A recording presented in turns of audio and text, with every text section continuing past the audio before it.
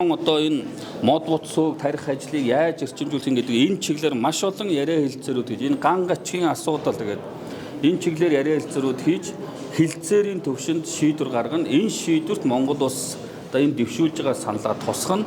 Ингэсний хүрээнд цаашдаа 2028 онд дараагийн 18 дахь КОП болох хүртэл хугацаанд манай улс энэ КОП-ийн энэ хурлыг удирдан даргална. Энэ хүрээнд гарсан шийдвэрийн хүрээнд бид нар олон төсөл санаачлагуудаа энэ хэлэлцээрийн үр дүнд танилцуулах болцоо боломжийг гаргаж ажиллана. За донор орон хөрөнгө оруулагч нар бол Монгол улсын энэ төсөл бол дэлхийн уур амьсгал хүлэмжийн хийг бууруулахад үнэхээр одоо ач холбогдолтой ажил юм байна гэж үзвэл манай гаргаж тавьсан санал санаачлагуудыг дэмжье. Хөрөнгө оруулалтыг одоо өгье гэдэг ийм амлалтуудыг авдаг КОП бол. Тийм учраас бид нар аль болох хөрөнгө оруулалтыг татахын тулд өөрсдөөс хамаарах санал санаачлаг төслүүдээ аягүй сайн бэлдсэн байх ёстой. Хөрөнгө оруулагч нарын анхаарлыг татах ёстой. Тэдний одоо тавьж байгаа одоо шаардлагад нийцүүлэх ёстой. Тийм учраас бид нар одоо КОП-ыг зохион байгуулахын ажлын хүрээнд вебсайт ажилдаа орж байгаа веб дээр одоо бүх энэ мэдээллүүдийг аж ахуй нэгжүүд, аймаг орон нутгийн төрийн байгууллагуудаас энэ ерөн цөлжилтийн эсрэг одоо уур амьсгалын нөлөөллийг бууруулах хүрээнд ямар санал санаачлагууд төслүүд байна. Саналуудаа ирүүлээ.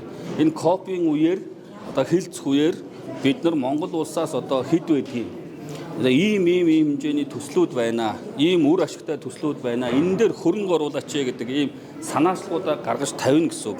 Ингээд улс орнууд хөрөнгө оруулагч нар энэ Монгол улсаас одоо дэвшүүлж байгаа энэ санаачлаг бол одоо маш чухал санаачлаг байна гэж ач холбогдол өгч чадвал бид нар одоо тэдний анхааралд өртөж чадвал энэ КОП-оос одоо нэлээд хөрөнгө оруулалтуудыг татах ийм болцоо боломж үүснэ. Бидний бол том амбицтай байгаа. Ер нь бол энэ КОП-оос нэг тэрбум ам долларын одоо санхүүжилтийг босгоно гэсэн ийм томоохон зорилт тавьж тэрний төлөө одоо бас олон төсөл хөтөлбөрүүдийн санал санаачлагуудыг одоо бас одоо бэлдэж байна. Нөгөө хөрөнгө оруулагч нартаа санал болгоно. Тэгээ бид нар одоо КОП мэдээж энэ 196 орны өндөр дэд хэмжээний төлөөлөгч нарын энэ одоо бүх ажлуудын зочин төлөөлөгчдийн нэгт аюулгүй байдал, хоол хүнсний асуудал, тээвэр логистикийн асуудал, зочид буудлын асуудал. За гол нь хамгийн гол нь бид нар гэхдээ улс орнуудын эдийн засаг амаргүй байна. Дайн тулаантай байна. Олон хурал чуулганууд одоо цахим хэлбэрт шилжиж байна. Тийзийн одоо өндөр болж байна. Тийм учраас зарим хурлууд цуцлагдж байна. Гэхдээ Монгол улс ямар ч ихсэн КОП-ыг зохион байгуулна гэдэг амлалтынхаа өрөөнд энэ ажлаа амжилттай хийнэ гэж бодож байгаа.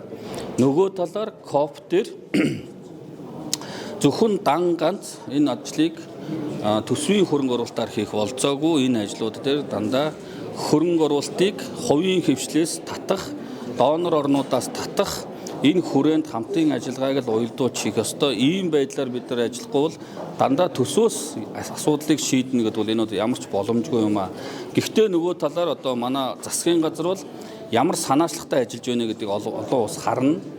Монгол улс хандлага нь өөрчлөгдөж өгдөг харна. Хизээ энэ одоо эрчим хүч нүүрсний эдийн засаг тулгуурсан эдийн засгаа солонгоруулж цаашдаа ногоон эдийн засаг, ногоон бизнес, ногоон зээл манай хэвлэлийн сэтгүүлчнийг хүртэл би одоо ногоон сэтгүүлчнөр болооч нийтэлж байгаа материал нийтлэлүүд одоо дандаа ногоон эдийн засгийг дэмжсэн энэ хүрэн гэдэг юм уу бор одоо эдийн засгийг биш одоо энэ ногоон эдийн засагт одоо шилжсэн нийтлэлүүдийг хүртэл дэмждэг ногоон бизнесийг эрхэлж байгаа аж ахуй нэгжүүдийн дуу хоолой дэмждэг одоо нийтлэлийн өнгө аяс хүртэл тийшээгээ чиглэсэн байж бид нар бүх талд ногоон эдийн засаг, ногоон одоо бизнес амьдралын орчноо хүртэл бид нар ногоон тал руу шилжүүлж энэ одоо хүн болгоны оролцоо. Тэрнээс энэ ганцхан манай одоо яамны ажил биш, энэ ганцхан засгийн газрын ажил биш. Энэ өнөөдөр уур амьсгалын өөрчлөлтийн асуудал бол дэлхийн нийтийн асуудал болчиход байна. Дэлхийн нийтээр энэ асуудалд анхаарал хандуулж байна.